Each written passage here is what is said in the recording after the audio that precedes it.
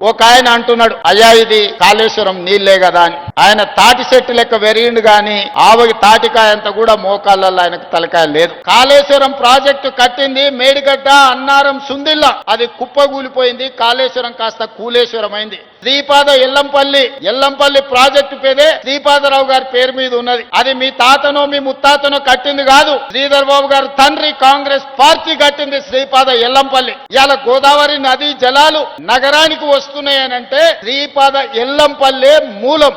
అక్కడి నుంచే గోదావరి జలాలను పట్టుకొని హైదరాబాదు నగరానికి మనం ఈ రోజు తరలిస్తున్నాం. ఆ సంగతి మర్చిపోయి ఈ రోజు మల్లన్న సాగర్ నుంచి అంటున్నాడు. మల్లన్న సాగర్ ఎప్పుడే రాజశేఖర రెడ్డి గారు 2008-9లో ప్రారంభించిన ప్రాజెక్టు కాదా?